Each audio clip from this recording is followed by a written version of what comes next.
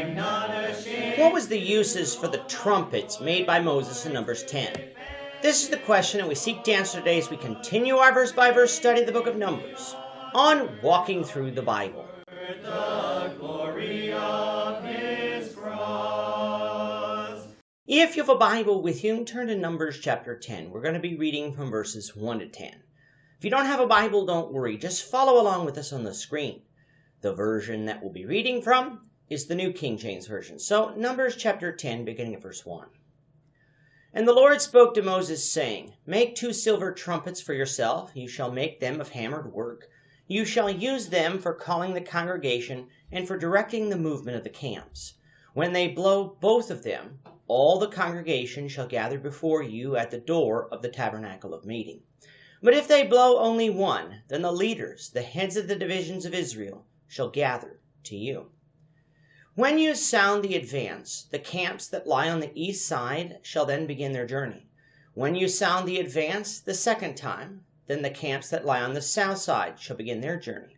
Then they shall sound the call for them to begin their journeys. And when the assembly is to be gathered together, you shall blow, but not sound the advance. The sons of Aaron, the priests, shall blow the trumpets, and these shall be to you as an ordinance forever throughout your generations. When you go to war in your land against the enemy who oppresses you, then you shall sound an alarm with the trumpets, and you will be remembered before the Lord your God, and you will be saved from your enemies. Also in the day of your gladness, in your appointed feasts, and at the beginning of your months, you shall blow the trumpets over your burnt offerings and over the sacrifices of your peace offerings, and they shall be a memorial for you before your God. I am the Lord your God. Israel's time at Mount Sinai was drawing to a close. They had spent almost a full year here receiving the law of God, building the tabernacle, and taking the census. But God's purpose for them was not that they remain a wandering people, but that they possess the land of Canaan, the land promised to Abraham, Isaac, and Jacob centuries before. Thus, once the Lord had readied Israel for that journey and for their service to him, he was now ready to fulfill this promise. However, if Israel was going to travel, they needed to do so in an orderly fashion. He had already given instructions of how the tabernacle was to be taken up and set down, and who was responsible for what. He had already described to them how they were to know when to move when the cloud had been taken up from over the tabernacle. But Israel was not simply to march in a stampede. There would be an order. Therefore, because there was no such thing as a megaphone in that day and age, the next best thing to signal movement was through a trumpet or a cornet. In Numbers 10, God had Moses make 2 silver trumpets made of hammered work, which would be used for the calling of the congregation and the movement of the camps. It is obvious from this passage that there would be a distinct noise in order for Israel to distinguish between different calls. When only one trumpet was blown, the leaders of Israel, the heads of the division of Israel, would gather.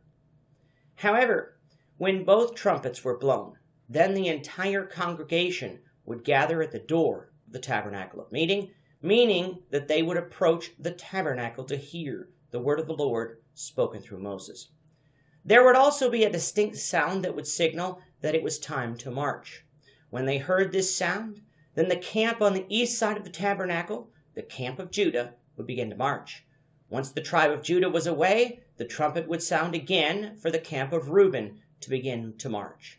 The passage doesn't say that the trumpet would be sounded 2 more times for the camp of Ephraim and the camp of Dan to march, but it is easy to assume that such sounds would be made. Who would blow the trumpets?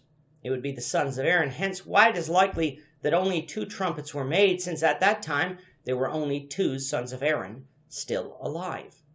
This task would be given to them as an ordinance forever, meaning as long as the law of Moses stood.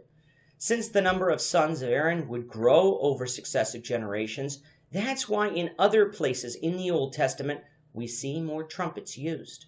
Once Israel reached the promised land, they weren't to retire these trumpets, for they had other purposes.